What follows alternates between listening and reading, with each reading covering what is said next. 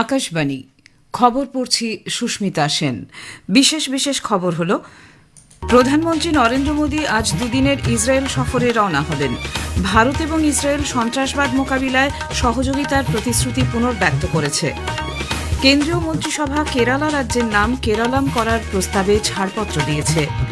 মন্ত্রিসভার অর্থনীতি বিষয় সংক্রান্ত কমিটি 4 রাজ্যের 8টি জেলায় রেলের 3টি মাল্টি ট্র্যাকিং প্রকল্পের অনুমোদন দিয়েছে। সুপ্রিম কোর্ট পশ্চিমবঙ্গে এসআইআর এর তথ্যগত নথি যাচাইয়ের জন্য ঝাড়খণ্ড ও ওড়িশার বিচার বিভাগীয় আধিকারিকদেরও প্রয়োজনে কাজে লাগানোর প্রস্তাব দিয়েছে। দুদিনের মহারাষ্ট্র সফররত রাষ্ট্রপতি দ্রৌপদী মুর্মু বলেছেন, নাগরিক স্বাস্থ্য সুরক্ষা একটি সম্মিলিত দায়িত্ব।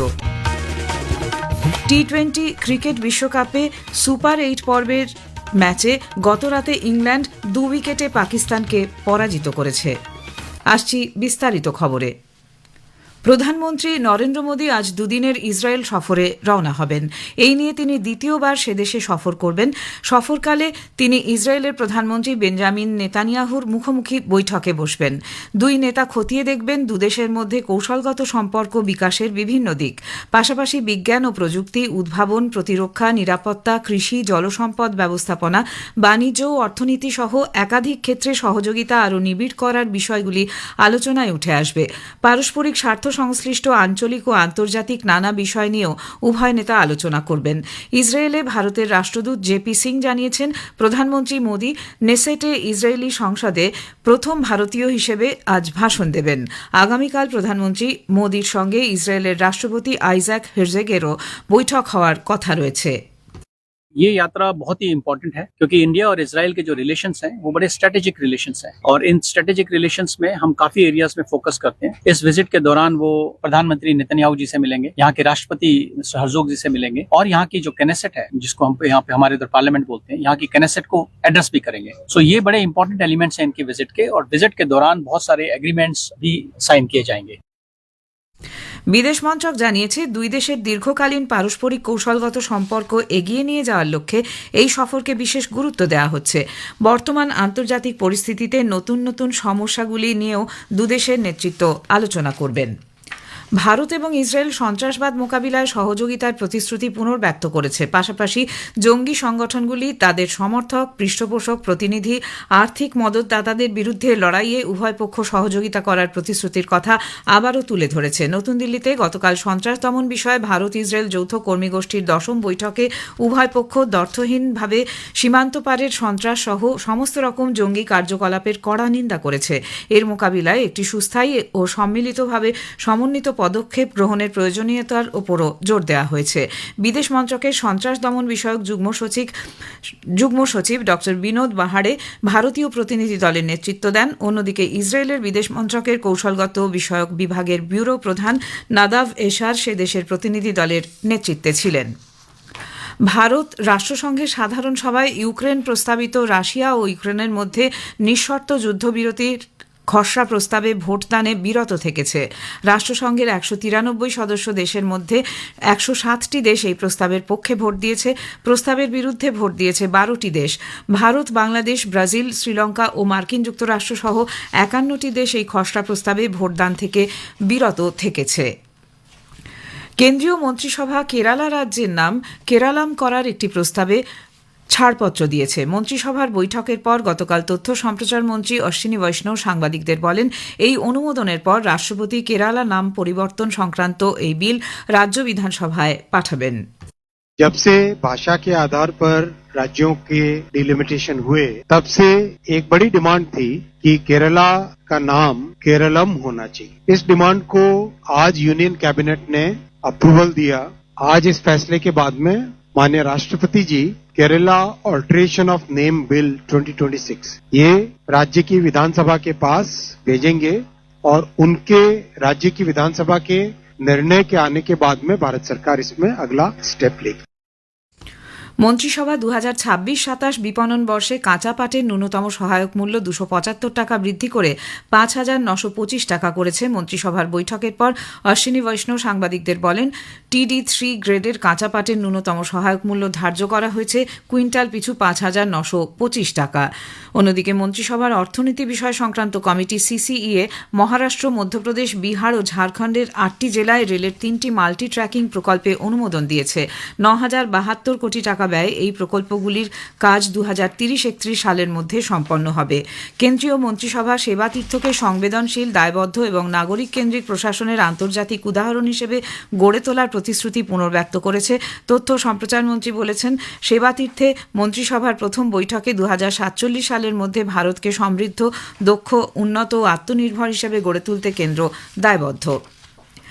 সুপ্রিম কোর্টে পশ্চিমবঙ্গে SIR এর লজিক্যাল ডিসক্রিপেন্সি বা তথ্যগত অসঙ্গতির নথি যাচাইয়ের জন্য ঝাড়খণ্ড ও ওড়িশার বিচার বিভাগীয় আধিকারিকদেরও প্রয়োজনে কাজে লাগানোর প্রস্তাব দেওয়া হয়েছে।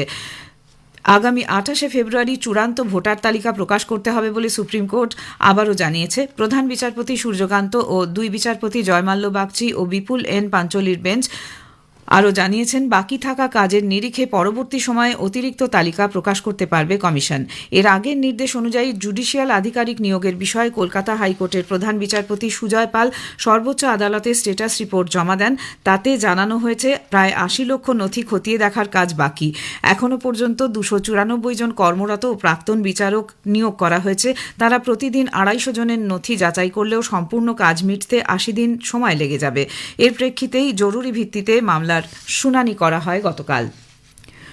নতুন দিল্লিতে নির্বাচন কমিশন ও রাজ্য নির্বাচন কমিশনারদের গোলটেবিল বৈঠকে গতকাল জাতীয় ঘোষণাপত্র সর্বসম্মতভাবে গৃহীত হয়। এতে বলা হয়েছে, নির্ভুল ভোটার তালিকা প্রস্তুত হল গণতন্ত্রের মূল ভিত্তি। এছাড়া স্বচ্ছ নির্বাচন পরিচালনাও গণতন্ত্রকে আরও শক্তিশালী করে তুলতে সহায়ক হয়। জাতীয় সাংবিধানিক স্বার্থে কমিশন আইনি পরিকাঠামোর মধ্যে পারস্পরিক গ্রহণযোগ্য ব্যবস্থা নেওয়ারও সুপারিশ করা হয়েছে ওই ঘোষণাপত্রে। খবর শুনছেন আকাশবাণী থেকে। রাষ্ট্রপতি দ্রৌপদী মুর্মু বলেছেন, নাগরিক স্বাস্থ্য সুরক্ষা একটি সম্মিলিত দায়িত্ব এবং সমাজের দরিদ্রতম মানুষ যাতে সময়মতো উপযুক্ত চিকিৎসা পরিষেবা পান তা নিশ্চিত করতে সংশ্লিষ্ট সব পক্ষকে একযোগে কাজ চালিয়ে যেতে হবে। মুম্বাইতে গতকাল রাষ্ট্রপতি মুর্মু PD হিন্দুজা হাসপাতালে জীবন রক্ষা এবং সুস্থ ভারত গঠন শীর্ষক দেশব্যাপী কর্মসূচির সূচনা করেন। ভাষণে রাষ্ট্রপতি স্বাস্থ্য সুরক্ষার প্রয়োজনীয়তার উপর জোর দিয়ে জানান, সরকার গত 1 দশকে সুলভ স্বাস্থ্য পরিষেবা প্রতিটি নাগরিকের কাছে পৌঁছে দিতে আয়ুষ্মান ভারত মিশন, ইন্দ্রধনুষ, যক্ষ্মামুক্ত ভারত এবং PM ভারত সহ একাধিক গুরুত্বপূর্ণ পদক্ষেপ নিয়েছে। অন্যান্য ক্ষেত্রের মতো স্বাস্থ্য পরিষেবার ক্ষেত্রেও প্রযুক্তি ও কৃত্রিম বুদ্ধিমত্তা কার্যকর ভূমিকা পালন করছে। আগামী দিনে এই দুইয়ের ভূমিকা আরও বাড়বে এবং তাকে গ্রহণ করার জন্য প্রস্তুত থাকতে হবে। উল্লেখ্য, 2 দিনের সফরে রাষ্ট্রপতি গতকাল মহারাষ্ট্রে পৌঁছন। শ্রীমতী মুর্মু আজ বুলধানা জেলার শেগাঁওতে জাতীয় আরোগ্য মেলা 2026-এর সূচনা করবেন। কেন্দ্রীয় আয়ুষ মন্ত্রক এই মেলার আয়োজন করেছে।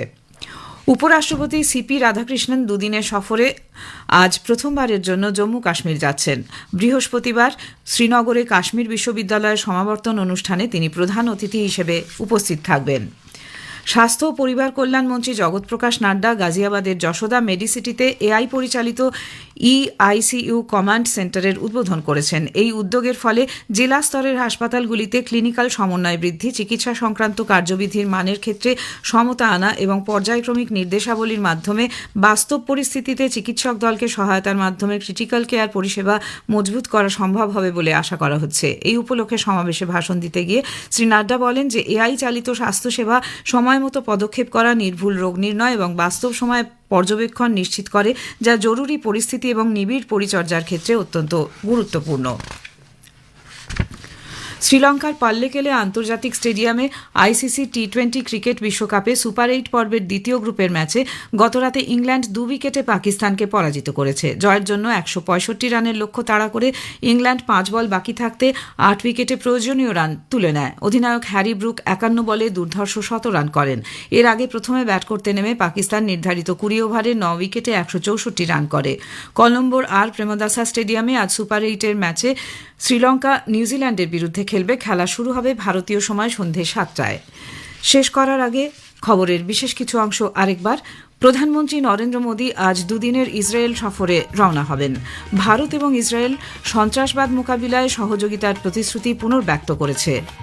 কেন্দ্রীয় মন্ত্রিসভা কেরালা রাজ্যের নাম কেরালাম করার প্রস্তাবে ছাড়পত্র দিয়েছে। মন্ত্রিসভার অর্থনীতি বিষয় সংক্রান্ত কমিটি 4 রাজ্যে 8টি জেলায় রেলের 3টি মাল্টি ট্র্যাকিং প্রকল্পের অনুমোদন দিয়েছে। টি-20 ক্রিকেট বিশ্বকাপে সুপার 8 পর্বের দ্বিতীয় গ্রুপের ম্যাচে গতরাতে ইংল্যান্ড 2 উইকেটে পাকিস্তানকে পরাজিত করেছে। খবর এখনকার মতো এ পর্যন্ত। এরপরের খবর শুনবেন সকাল 7:25 মিনিটে।